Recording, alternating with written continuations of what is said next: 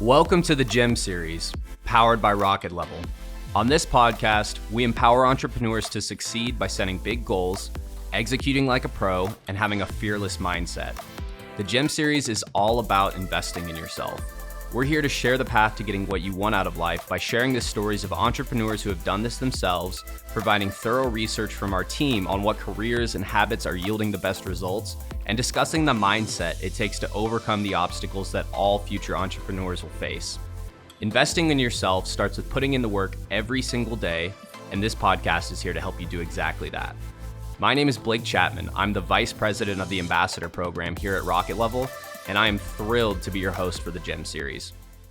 Hey everybody, welcome to another episode of the GEM series. I am honored to have Allie Daniel on the podcast today. Hey Allie, how's it going? Hey, I'm doing good. I'm really excited to be here. Thanks for having me. I am so excited to have you here. You just got back from your honeymoon, right?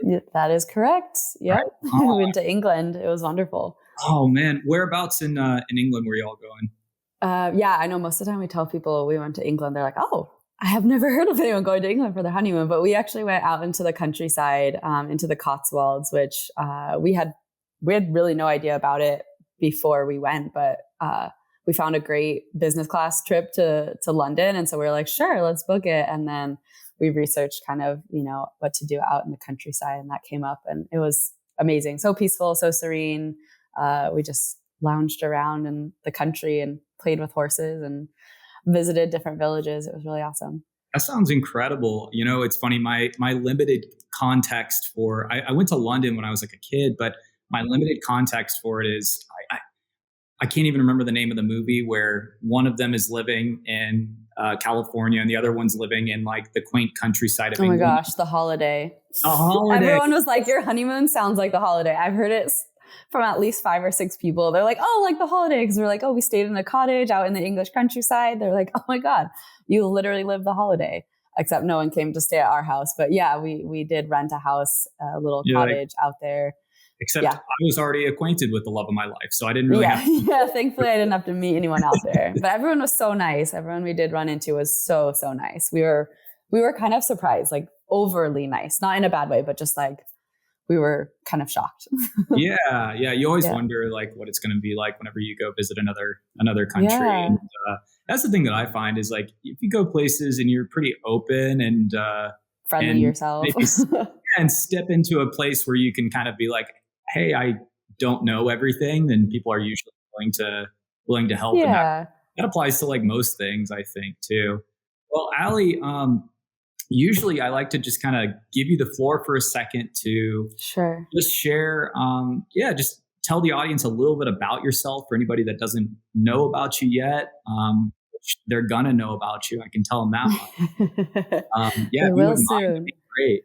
Yeah, sure. So, gosh, I've been a coach now for 6 years or so, and I hesitate to call myself a business coach, even though that's really what I am. But I love working with my clients on a much deeper level than simply business, marketing, branding, strategy. So I am certified in like unconscious coaching and also in hypnosis. So I do love, and somatic coaching. I love more of that realm. To kind of do a lot more of the deep healing work. But I'm also very specialized in marketing, branding, sales. That's my background. I graduated from USC with a degree in communication, and then I went straight into advertising, marketing, public relations. So the copywriting, the marketing, the branding is kind of my zone of genius. So I love doing both. That's really what my clients come to me for, is kind of that intersection between the two of business, but also kind of the soul, the spiritual, the deeper kind of life coaching element as well. So mostly the clients that I work with are coaches. They're new coaches. They're coaches within their first 2 to 3 years, trying to get their business off the ground, really focusing on building out their own signature programs.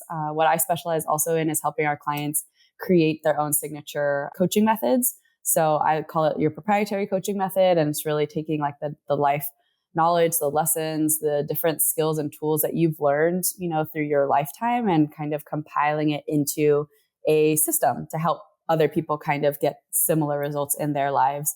So that's a fun part of my business. I really love doing that with my clients because that's when they really start to feel like a unique coach and somebody who's got something different than other people. So that's what we do mainly in our signature program. We kind of help our clients with that, and then getting them launched with their own clients within a couple of weeks. And then we also have a mastermind where I really get to work with our clients on that much deeper level that I was kind of talking about earlier, and helping that personal growth, stepping into themselves and really becoming the leader that they want to be, but also the, CEO and coach that they want to be in their business as well. So totally. That's a pretty good summary, I would say. I think that's just so needed right now too. I mean, everybody's always talking about work-life balance, but I think like whenever we use these terms to death, what ends up happening is it kind of just is like a catchphrase that people are like, oh yeah, I should have that. But I often feel that we're neglecting our work-soul balance in a way, Mm-hmm. And so true. And it's like we're just grinding away for so long. And I know that I felt this, and I think everybody feels that, where you're like, I think a part of me is probably being neglected by the way that I'm spending my time every single day. So it makes me so happy to hear that you are diving into that and getting people to be vulnerable with you and make some choices that they're excited about in their life. That's, for sure. That's cool. Like what excites me the most is helping our clients. Like I call it your soul aligned business, because it's not just any business. I have started and stopped like 4 businesses probably in my past. And what I learned from those is you can't just start a business just because you want to be an entrepreneur, you want to have the flexibility, you want to have that freedom. You really have to start a business that's truly aligned with your heart, your soul, your purpose, because that's the thing that's going to be sustainable. That's the thing that's going to excite you and get you out of bed every morning with a smile on your face, as opposed to just any other business where you essentially become a employee to your business, and it is no longer you might as well just go back and work a 9-to-5 job at that point. Yeah. Well, because I mean, objectively, it's not the easier thing to do, Yeah. So it's like, dang, if you don't have the fire in your belly for it, then you probably need to find something else, Makes a lot of sense. Yeah, and exactly. So it sounds like, have you always been in the California area? Born and raised California girl. I was born in Northern California and then came down to Southern California for college and stayed down here. Definitely Southern California is my home. I love it down here. I did live in Florida for a bit, actually. Oh, no I did way. move for a year. I was in Florida for a year. Okay. What made you go to Florida? So my now husband, he moved out there for a job when we were first dating. He's like, bye, I'm breaking up with you. And then I followed him out there like maybe 8 months later, and we picked up right where we left off, and have obviously been together ever since. That's so cool. And so growing up, I mean, yeah, not that I would expect everybody to have some sort of thing where, because I certainly wasn't out here like, I'm going to be an entrepreneur like as a kid or whatever. Me neither. What was life like a little when you were kind of growing up? Was there anything that you're really excited about that you can remember? I've always been really passionate about sports. Like I played tennis growing up. I love tennis. Love animals. Have always had a dog. But in terms of like career path, I always kind of considered doing something in like law. My parents always said I would be a good lawyer. But when I looked at the work-life balance of being a lawyer when I was in my teens, I was like, that just does not sound enjoyable. I always did have an entrepreneurial spirit. I remember early on, maybe 6 or 8, when we were doing Halloween trick-or-treating and I'd have a bunch of candy, I would like be out on the street selling it the next day.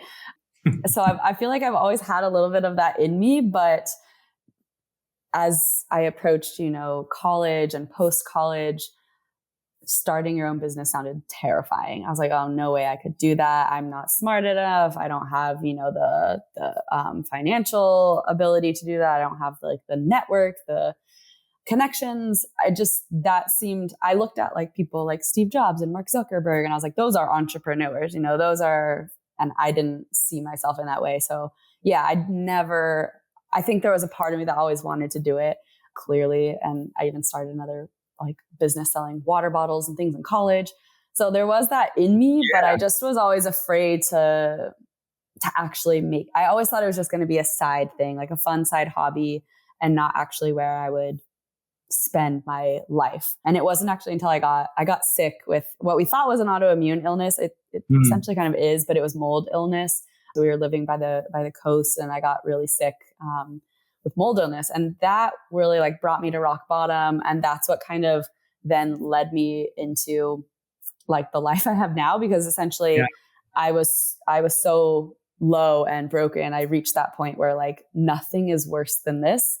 So might as well go do things, be afraid and do them anyway, because like honestly, nothing was worse than that pain that I had experienced being sick.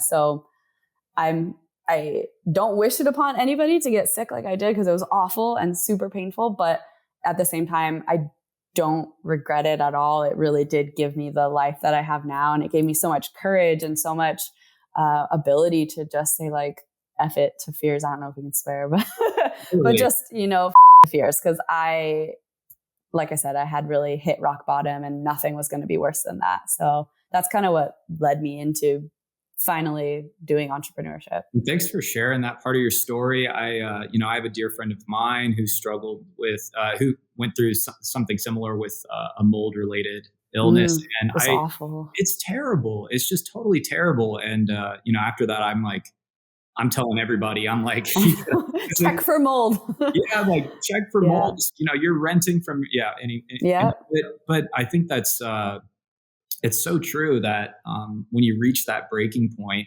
you can decide to just kind of like accept your circumstances or say, hey, maybe, this is as low as I can go. I guess that means that there's nowhere to go but up from here. Yeah. Totally amazing. I definitely remember reaching that point where I was like, I do not want this to be the rest of my life. Like, this is this can't be it. This really, I remember feeling that. And I made a decision, like, I'm going to do whatever it takes to get better, whatever it takes to live a life that feels good, where I feel happy, where I'm healthy. And I kind of fought tooth and nail to get to where I am today, at least in the beginning, when I was still really sick. It was a struggle to get healthy, but a couple of years later I did. And then honestly, it wasn't until 2 years ago that we found out it was actually mold illness. So that's when I like fully healed, was when we actually found out what it really was and were able to totally detox from it. Thank goodness. I'm glad to hear that. And it's interesting too, because I mean, I see it all the time, even with me. I'm like, on paper, I'm like, you've had some pretty cool jobs too, like I totally have, like a production assistant helping out or doing production and like producing these commercials for like Apple. I don't know if it's correct. No, that is. I had a great first job out of college. I mean, it was a dream job. I loved it until I hated it. It was so much fun, it really was. But the work-life balance, going back to that, it was awful, so awful. In advertising all around, it's pretty miserable, but here specifically, it was pretty bad. And that's the thing, right? Is like, it's not even, I think like what I always try to tell people too is like, it's not even about like having to analyze if you're in a perpetual state of dissatisfaction. It's like, yes, you want to listen to yourself, but it's also like the other side of that, which is I want to perpetually find satisfaction, you know what I mean? Or like realize like something's not quite there yet. So maybe I need to keep moving in the right direction. So I'd love to hear like, what's the beginning of starting what you're doing now? What did that look like? Because obviously you'd broken down those like fear barriers and done a lot of like mental work, both in just from life experience and everything. What was that like for you? Yeah, I would say so much of it really started when, like I said, I was sick, and I just realized that there had to be more to life that I just wasn't getting. And I ended up hiring a health coach because I had been to so many doctors and nothing was working. They had no idea what was going on. And so I was kind of at like my wit's end, just being like, all right, like, I'll try this random person on Instagram who says, they're a health coach. They work with people with autoimmune illness. And they seem to be doing pretty great. So I reached out, we started working together for a period of 6 months. And that period truly changed my life. Like I would not be where I am today without having had that experience. And I'm so grateful to my coach, Maggie, who worked with me during that time and just really showed me how we were in control of how we're feeling, how we're thinking, and that we really have the power to change our life, our circumstances, and really like tapped into the spiritual side. And I did not grow up religious. I didn't grow up spiritual. We just didn't have that in our family.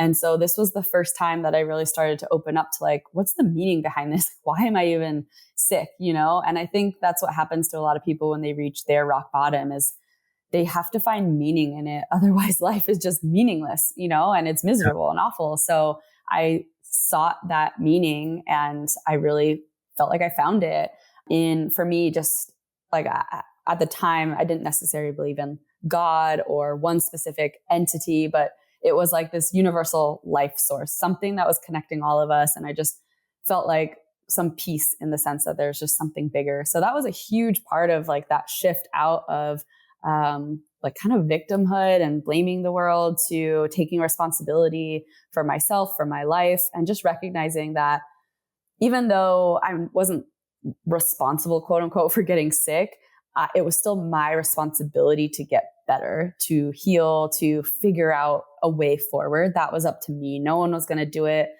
Like no one's going to save me. And that was really up to me. And so a huge mindset shift there really happened for me.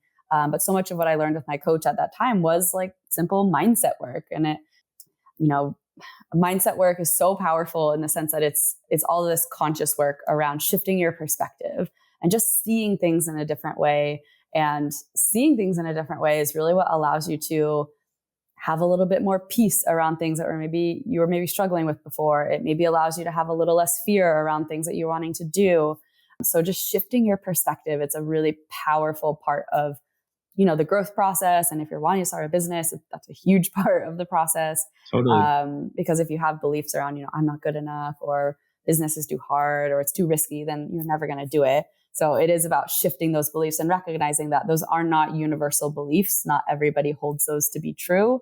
And so if they're not a fact and they're not true, what might be true for me?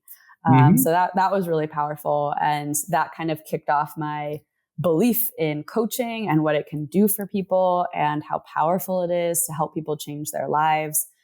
And so that at that point, I was like, I think I want to be a coach.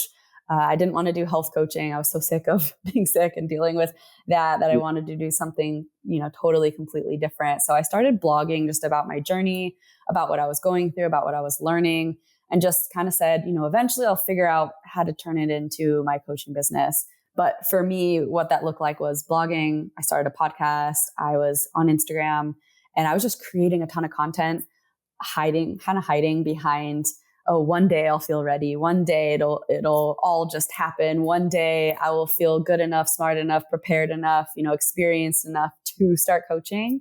Yeah. So I recognized, like that went on for a good year and a half or so before I went to an event actually, and people were speaking on stage about how they started their businesses. And what I got from that was they just started.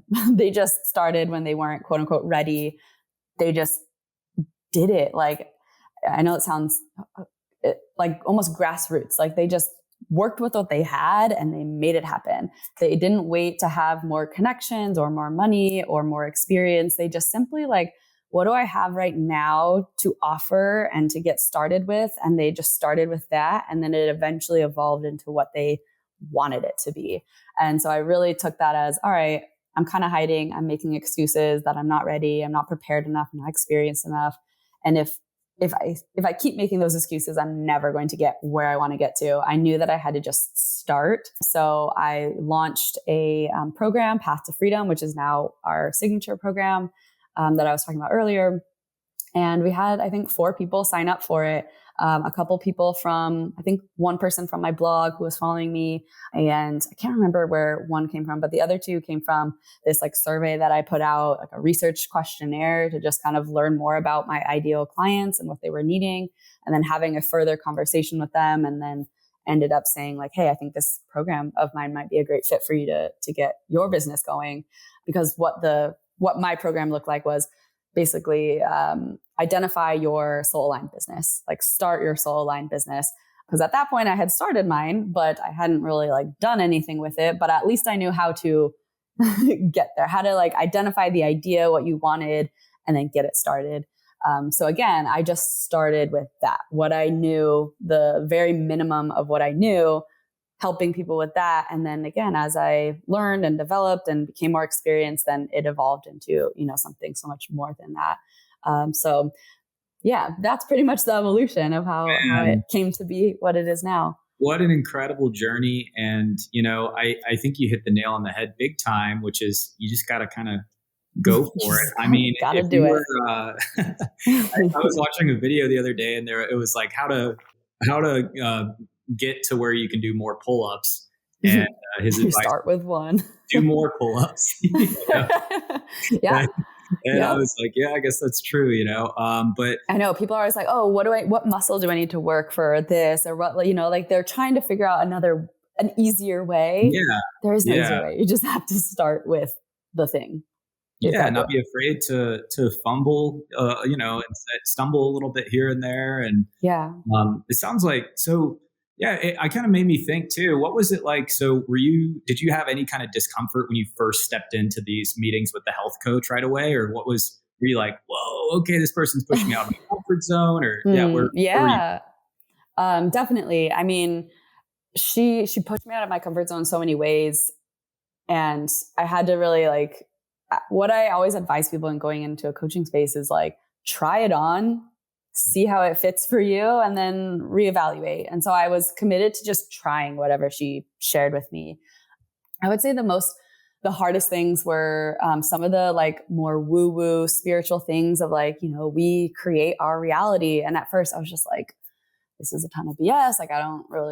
That doesn't make any sense. Like, how could what I'm thinking really shape what happens for me? But the more we talked about it and the more we recognized that, the thoughts that we think influence how we feel, and how we feel influences the actions we take, and the actions we take influence the results and what we create in our lives. So that made sense to me. And that was very rational, logical. Okay, I get that.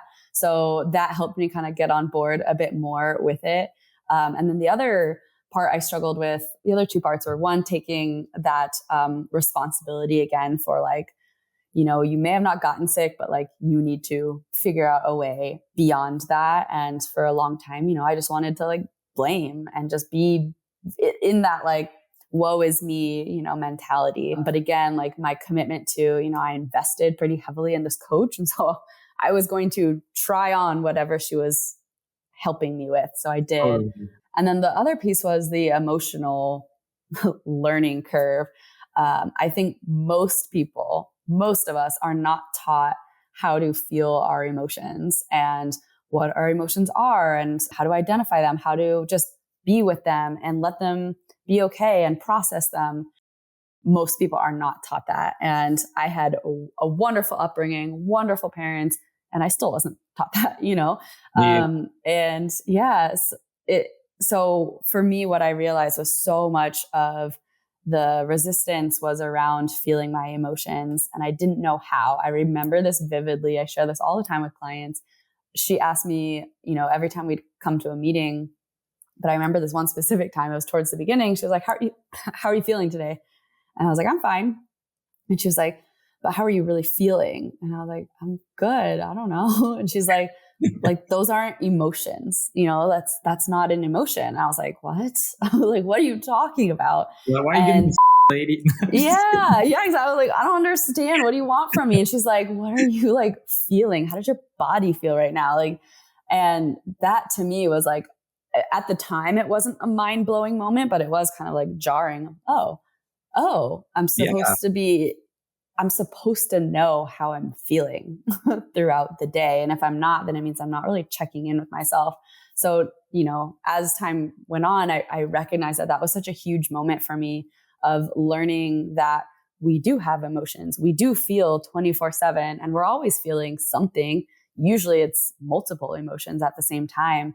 So that was it sounds so fundamental and so basic, but she would take me through an exercise of identifying my emotions. She was like, all right, mad. where do you notice that in your body? What does that feel like? What are the sensations? Like what's there? What's present? What's the texture? What's the colors? Like what's the movement? What's happening for you when you imagine feeling mad?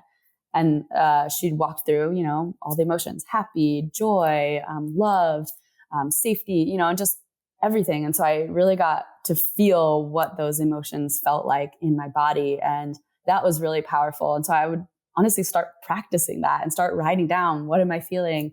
And this was a journey that took a few years to really like get the hang of my emotions, that emotional mastery piece. And I even remember like my now husband, but boyfriend at the time, I was like teaching him even, not teaching, but we were going through it together because I was like, I'm feeling, you know, anxious and happy and excited. And I was like, what are you feeling? He's like, shut up. I don't want to do this.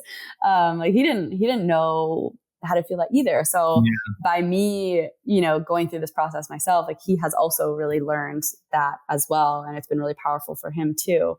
So, that's something I would say was a huge learning for me.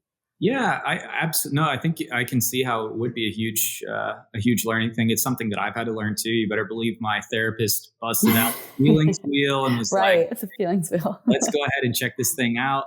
But because the more I reflect on it, I realized we all have a sense of self-awareness, but in reality, there's only a percentage probably that a smaller percentage than maybe we'd expect that we actually have of our own self-awareness. And feelings play a really big role in that, because that actually allows you to see how your body and mind are interacting with your environments and what's actually going on. And, you know, growing up, we weren't taught any of that stuff. At least, you know, most of us are taught to like quiet our emotions. Absolutely. And, you know, my wife's a teacher, and I think it's beautiful because now that's something that's being brought into the younger generation, you know, is like taking a moment to like sit with their feelings and express like exactly what they're going through. I wish that had been. And that's amazing. I love hearing that. Yeah. I can't imagine how emotionally developed these kids are going to be, you know.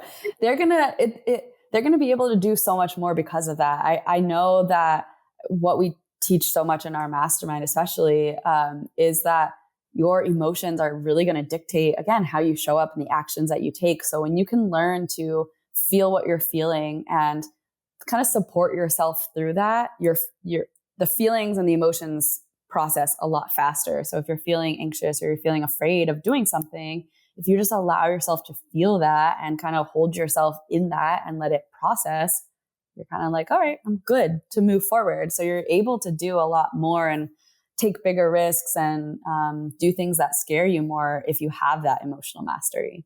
You're totally right. So now that you've, you know, worked with, I think I saw like 450, I bet it's more than that, different clients by now. How do you advise them to kind of get started? I mean, I know everybody's in different places, but what are some examples? We have lots of audience members that are entrepreneurs, solopreneurs, people that are curious about it. So how do you kind of get the ball rolling for people like that? So a number of you have probably seen the words rocket level thrown around a little bit here and there. And I wanted to take a moment just to explain what that is. So the GEM series comes from Rocket Level, who is somebody that I work with directly. And Rocket Level is a marketing technology company that specializes in meeting the unique needs of small and medium-sized businesses. So over the years, through strategic collaborations with national brands, franchise groups, and local partners, Rocket Level has become a trusted ally for SMBs operating in the market. And right now, Rocket Level's primary focus is to provide a comprehensive range of marketing solutions for SMBs, including website development, SEO, paid ads, email marketing, social media management, and just about anything you can think of. By offering a done-for-you approach, Rocket Level takes care of all aspects of digital marketing, allowing SMBs to focus on their core business operations. I know that everybody talks about this all the time. It's so hard to focus on the fulfillment side of things, and been an absolute honor getting to partner with Rocket Level throughout the years and be able to see them provide a solution for people that maybe don't have the talent right now, maybe don't have the time, and maybe don't have the playbook or the tools available. It truly is buttoned up in such a way that you can give somebody your high level objectives and get this stuff knocked out. So if you're curious, you should definitely give us a shout. Yeah, I would say one of the biggest things is to know your why, really like why you want to do this. And you'll probably have a version of it that's maybe altruistic. You know, I want to make the world a better place. I want to help people, depending on what you want to do, which is awesome. And you also want to have your selfish reasons, you know, like why is it going to make your life better? You know, it's so important to have the reasons for you that are going to get you out of bed every day. And as you know, like growing a business is tough work, and not everybody is kind of like cut out to do it. So it does take a lot of effort and energy and intention to do it. So if you don't have a vision that really excites you, that makes you feel like, God, like I'm willing to do anything to make this happen, then yeah, you're not really going to put in the work to do it. So I would say first is really know your why, create that vision. Why do you want this? And have fun with the vision. We actually take our clients through an exercise in Path to Freedom where we call it like your ideal day. And we have them like journal a whole page on like, what does that day look like from start to finish? What are they doing? How's their day going? Like, what are they like? Who are they with? Where are they living? Who are they working with? You know, what does their business and their lifestyle look like? Their income, their retirement, their health, like everything, trying to fit it all into like that vision, because that's what's exciting. That gets people to take action and say, I'm willing to overcome this fear because this is worth it. I'm willing to take this risk because this vision is worth it. So that's probably number one. The second would be support. So like surrounding yourself with a friend who's going through it, or finding a networking group of people that you really connect with who are going through, you know, something similar, or investing in a group program where there's other people kind of doing the same thing, or even a coach if that works better for you one-on-one. Just having some sort of support, some sort of camaraderie in this experience is so crucial. But the first like 4 years of my business, I was always in some sort of group program, whether it was like a group coaching program, a group mastermind, just some sort of group environment where I could talk to people going through the same thing as me, who were taking those risks, who were having those challenges. I remember so vividly, you know, in my first year and a half in business, just being so distraught over the things that weren't going well, the failures, the hiccups, the mistakes, and crying on my bathroom floor and just feeling like a failure. And then having those people be like, Allie, you've got this, you know what you're doing. You're so talented. You're so capable. You're blah, blah, blah. And just being able to kind of like build me back up. And they're like, get back on the horse. You know, we've been through that. We know what you're going through. It sucks. And you're going to get through this. And to me, that was everything. I mean, I would not be where I am today without that kind of support. So I would say, whatever works for you, just try to find some sort of support of people who have skin in the game. They're not just in a Facebook group saying they're going to start a business, but like they're actually doing it. You know, they've started, they've gotten some sort of things going, or they're some way committed and have skin in the game. And those are the people that you really want to surround yourself with. So I'd say those two things probably. Those people, you might even find somebody that's going through the same thing you've been through 2 or 3 times already. Yeah. You know, I saw something Simon Sinek said that he was like, I have a rule that I always have a group of like 3 or 4 people that anytime I'm feeling, I make a promise to them that if I'm feeling something dire, it's something we owe to each other, is to call and have the room to vent about it, because it's just, you just don't know how that negativity can manifest if you're expected to carry the whole world on your shoulders. Oh, you feel so alone and isolated in it. Yeah. I can't tell you how many times we've had clients, our clients are new entrepreneurs. So they're in that phase of like, oh my God, this is so scary. I'm doing it wrong. I'm not doing it right. I don't know what I'm doing. And, failing, making mistakes and feeling like they're failing. They set goals, they're not hitting them. This is obviously happening in your first year in business a lot. And having a space where they can share, this is what happened. It didn't go well. I'm feeling really down. And having other people say, that just happened to me last week. I totally get it. Like, you've got this. There's this sense of like, oh, I'm not alone. I'm not doing it wrong. I'm not the only one who is facing these challenges. It's like they've said, it's like this huge sigh of relief, and it just makes them feel like it's normal. It's just normal to be having those experiences. And that really supports people in continuing on their journey. I totally agree. There's so many people in my corner that I'm so blessed to have, and I couldn't do it without them. And I like to also, I think people on the receiving end, it's like, hey, it makes me really happy whenever somebody can come to me and I can share my experiences with them. And I'm sure you experience that firsthand. It's like, it enriches life. So, the coaching industry is like, it's kind of obvious now that it's huge. It's been blowing up. Like, I think it's like 30% over the last couple of years or something like that. And I wanted to ask you, because you've probably seen everything in waves in terms of like, what's the good, what's the bad? Is there anything like, I'd love to hear, like, is there anything that you think people should either steer clear of or, be on the lookout for? Yeah, be on the lookout. There's just a lot out there. And I've heard so many miracle stories. And then also I've heard stories where I'm like, gosh, that's like, I wish I could told you not to do that. I know. Yeah. I wish I could go back in time and be like, please don't do that. Yes. Yeah. Like you said, it is blowing up. It seems like, especially being in the space, it seems like everyone and their mom wants to be a coach. But in reality, that's not the case. When you talk to friends and family, they're like, what's coaching? It's still very new, and it's definitely not like saturated in any way, but it has become kind of the new online thing to do to make money. One of them, at least. I know there's quite a few out there. But it has people have seen the profitability of it. And, anytime that there is something like that comes out in the marketplace where it's clear that there is a path to making good money, that people with not so great principles and values will try to get in on the action. So I think that's what we're seeing a lot of right now, is just coaching started as such like this. There's always been scammers out there. Let's be real. Like, it's not like it's always been perfect. But there's scammers in every industry.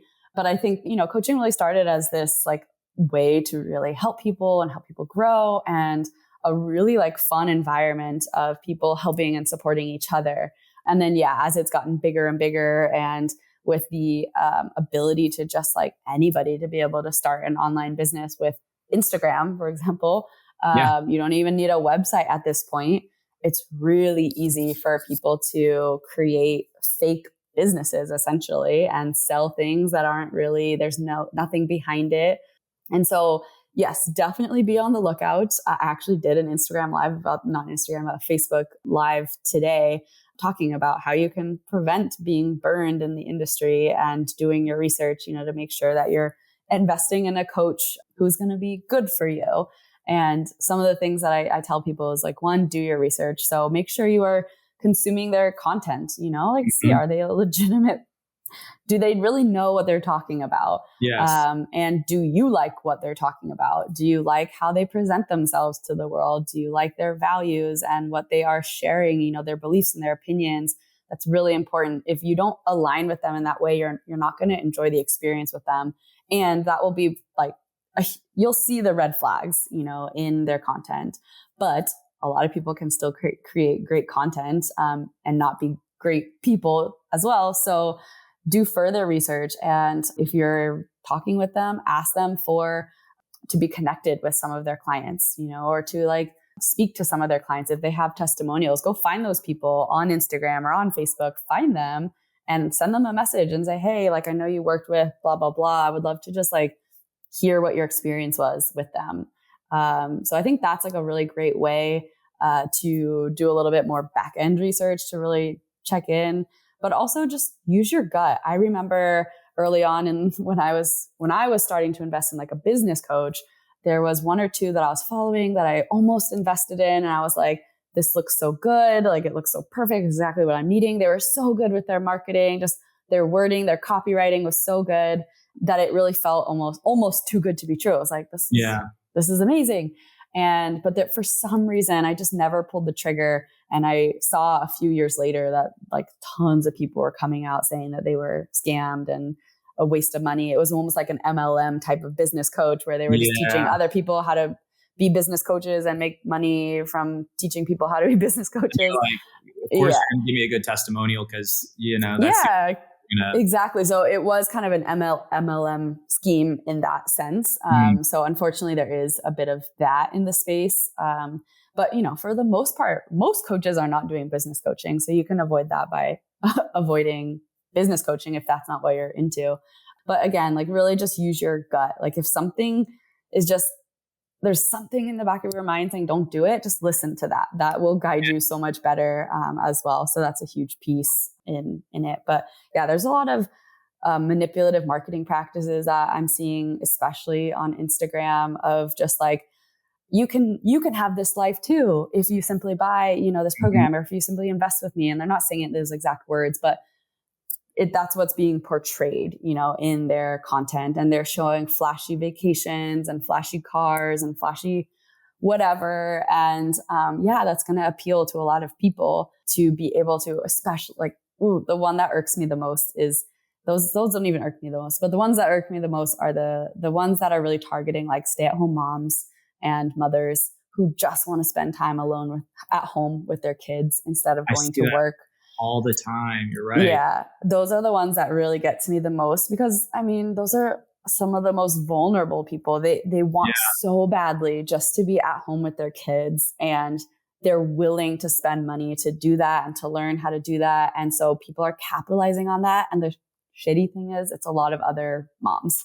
And that's like, I can't understand how they can do that to other people and not actually be selling anything legitimate. There's nothing wrong with investing in yourself and in your business. I think that obviously I believe so firmly in that, but there is something wrong about selling something that has no actual way to help people do that. If it is simply like, again, some sort of MLM scheme or just selling things, but not actually delivering much of value, it sucks. And there is a lot of that out there. Yeah, it just made me think of a quote that I heard recently. It's far worse to do a bad thing efficiently than it is to do a good thing inefficiently. And it kind of calls into like question the code of ethics that I think as individuals we should bring. Yeah. And, like what has happened to people's ethics? I'm sure it's always been like this. It's just maybe we're able to see it more. I don't know. Yeah. I think that's part of it, and I just hope that people are like, I have my own, like, I believe there's a karmic exchange to life, not that everybody has to believe that, but I think that that's something that, whenever you think of it that way, it's like, all right, well, nothing like that can last forever. And it sounds like, I don't know, that's whenever you see that out there, it also makes me happy to know about people like you that are out there trying to enrich people's lives. And what I read about, I think, you're what you're offering is pretty jam-packed with all kinds of amazing stuff in there. I mean, I saw meditation that caught my eye because I'm an avid meditator. Nice. Yeah. Is that something, how do you incorporate that into your practice now? Yeah. In my own practice, meditation? Or whenever you're sharing with your clients as well. Yeah. I mean, the crazy thing is like most people who come to us either don't meditate or they like have a little bit, but they haven't found that it works for them yet. And so a big part of what we do in our first program is like kind of re-educating people around like what meditation really is. And there obviously are so many different kinds of meditation, but a big one for the purpose of the program that we run and trying to help people kind of shift their mindset and start to become aware that they're the thinker of their thoughts. They actually have, we have the conscious ability to be able to say like, oh, this is what I'm thinking right now. This is what I'm thinking that's making me feel overwhelmed. but most of us are kind of going on autopilot. We don't hear those thoughts. And so a big part of meditation that I have found so helpful in my journey, and this is kind of the one that I teach for my clients, is use meditation as a tool to help you become more observant and more aware of what you're thinking. And so it's using it as a practice of focus, where you want to focus on something, whether it's a mantra, whether it's like a point somewhere in your vision, whether it's just your breath, and focus on anything, a candle, but focusing your mind on that thing. And then as soon as you notice your mind starts to wander, just bringing it back to the focus point, and just almost like it's just catching yourself in the, I was randomly thinking about my car. Okay, now let me come back to this focus. And then like it wanders again, because it will, and you'll just notice where it's going and then bring it back to the focus. And by doing that simple practice of meditation, it really helps me and our clients become more aware of what they're thinking, because they'll notice when their mind is going off, somewhere unconsciously. So that really, really helps. So that's kind of the main way that I integrate it in our program, at least. And then for me personally, like my meditation journey has like winded all around the map. Right now, I'm more into guided meditations, but for the longest time, this was the meditation that I was doing, really that just simple focus meditation, and trying to recognize that it wasn't a bad thing to be thinking. That's what our brain does. It thinks. And so it's going to do it, and just not judging ourselves for when it happens or criticizing, but just noticing like, oh, it's wandered, and bringing it back. That one to me has been the most helpful. But yeah, right now I'm particularly loving guided meditations. That's wonderful. I love guided meditations too. I also love I love that you mentioned the picking a point in your vision, because a lot of times I think people don't utilize like open eye meditation. And, it's for me, I'm like, I shouldn't, not that I love doing closed eye meditation too, but open eye meditation is cool just because there's a lot of context where throughout your day you could be tapping into that place and maybe making your life a little bit better, even if you're like frustrated that you're in the longest grocery line ever. Yeah, exactly. You can practice it there. You're like, you know what? I'm just here, and that's great. Just being in the moment. Yeah, it can bring so much of that like presence back into your life, which really at the end of the day is what brings us so much joy, because that's where joy is found, in the present moment. It's not found in when your business has reached, XYZ point, or when you've done this, or when you've found this. It really is found in the present moment. And so I think when we can return back to that, it helps us all create more joy and more happiness and more fulfillment in our lives. I agree. What do you think are the biggest obstacles that you see most business coaches run into now that you've had a lot of experience? Have you noticed some kind of commonalities? For coaches or business coaches specifically? Coaches. Yeah. I'm always saying business coaches. Oh, yeah. The biggest obstacles that coaches run into, it does partly depend on where you're at in your journey. If you're further down the line and you've got your business solidly running, there's a whole other obstacles that come in to play. But I would say, early on when you're kind of starting out, the first thing is, where do I find my clients? That's obviously the biggest one, I think, for most people. And so they kind of get caught up in this sense of like, I don't know where to find people. Nobody's going to pay for this. Like, maybe I'm not experienced enough. Why would people hire me? So there's all of these, again, like the thoughts and beliefs that kind of block them from seeing where these clients are and seeing how they could actually connect with these people. And so the beauty of like the mindset work, especially like going deep into those thoughts and beliefs, is like once you clear those, it's much more easy for you to be like, oh, let me try this, or, oh, my clients are over there, let me try hosting a workshop or something. So like the clarity comes so much easier of what you need to do next, that like aligned action, when you remove those, quote unquote, limiting beliefs, the beliefs that are kind of keeping you stuck or keeping you from seeing what's possible. So I would say, that, and it sounds like the bigger picture is the limiting beliefs that come into play are one of the biggest obstacles for sure. Especially limiting beliefs when it comes to also your pricing and the value that you're offering, especially when you're a new coach. You sometimes don't fully understand the value of what you're offering. So I would say, I don't even know if I would say the limiting beliefs and the fears and the things that we're taking to be facts are by far the biggest thing that's impeding like any coach's success. And you could kind of boil it down to, where are my clients? Is the value that I'm offering enough? Am I good enough? Am I experienced enough? Are people going to like me? So I'd say those tend to be the common ones. Imposter syndrome, kind of goes along with that as well. Those would be the ones that I see the most. And it's interesting too, because I feel that it's all tied together. If your price is too low, then either you're going to have this sense of, well, it's this low because that's where I'm at, or you're going to have this sense of, it's this low, so maybe I don't feel as invested in the project because it doesn't feel fair to me. Whereas if you find that price point, like you're talking about, that reflects, the value of what you would want to provide, that's the thing, is you got to set yourself up to where you're going to show up, and it's going to be hard if you're doing this for a fraction of what you think you're worth. Pennies. Yeah. I always tell people, when it comes to pricing, like, price it above your resentment line, like that line of like, I would be miserable doing it, pricing it above that, and then pricing it below your feelings of like, capabilities, like if I price it above this, I just don't feel like I wouldn't perform at that level. This is too much. It's not worth, what I'm putting in, because I don't have, the experience. So kind of pricing it below that. So somewhere between there is usually a good place to price yourself at.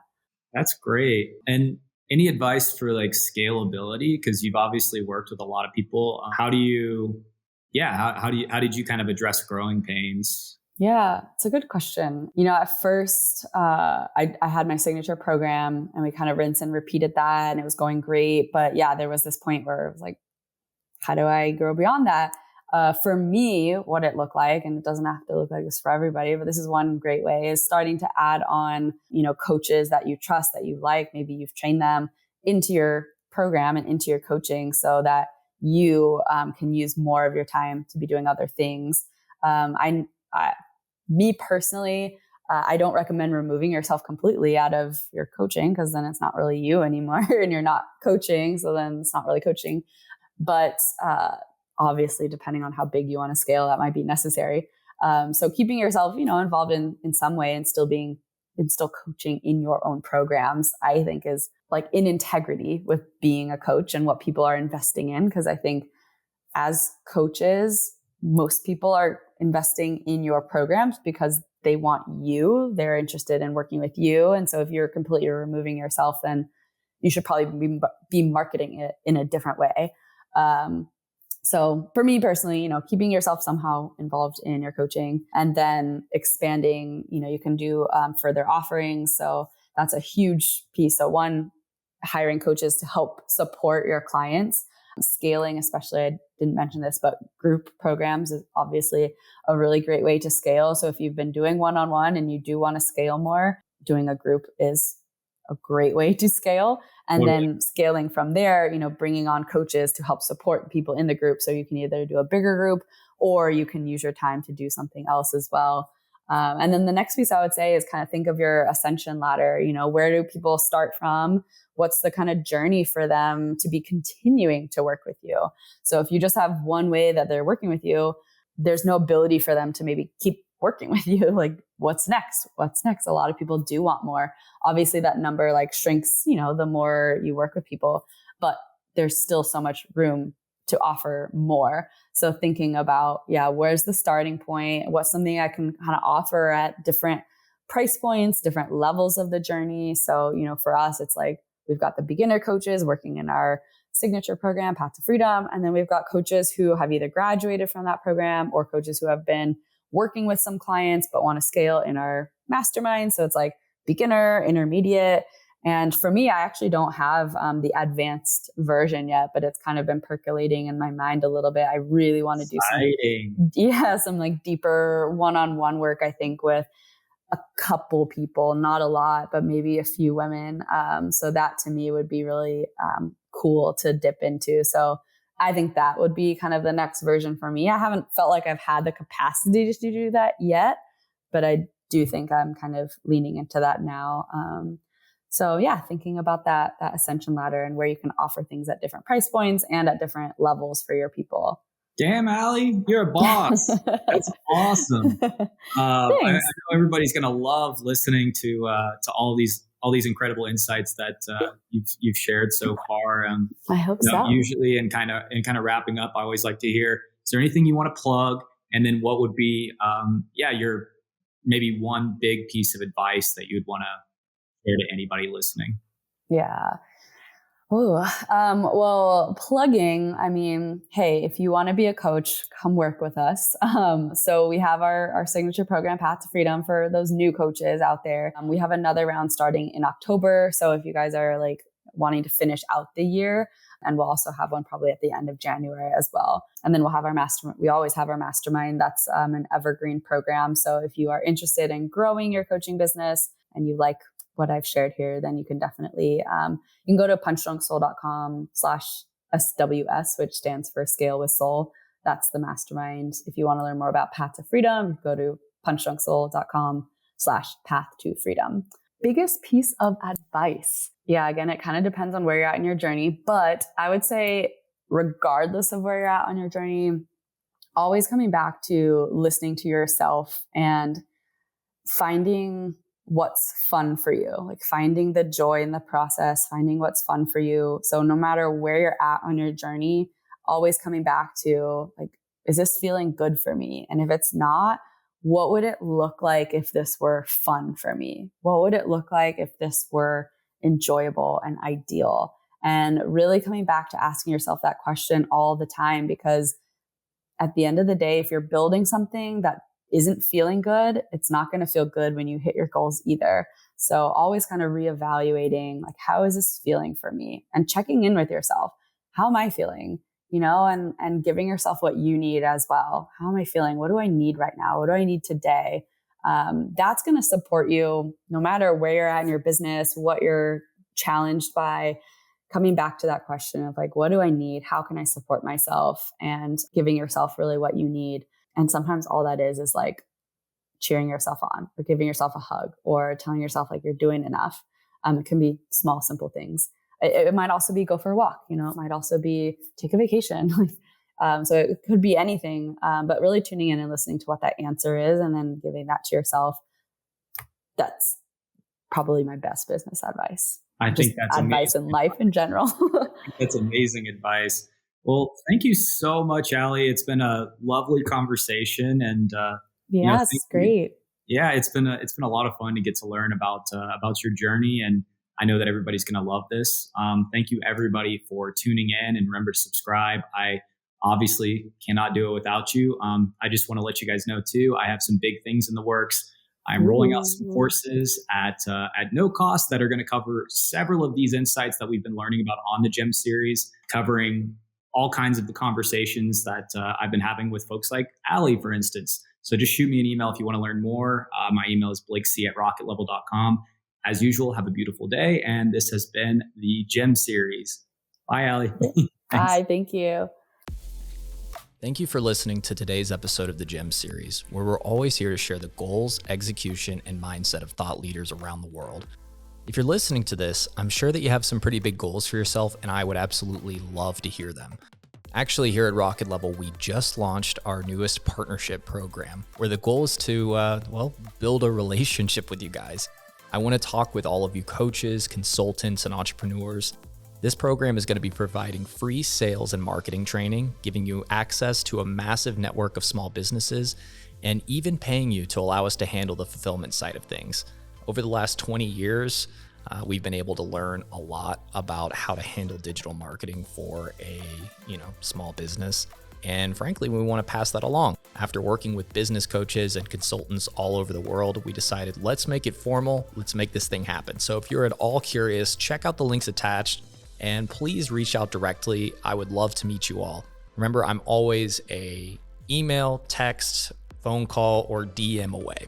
Everybody, remember to be awesome and do awesome things. A whole lot more coming soon. Take care.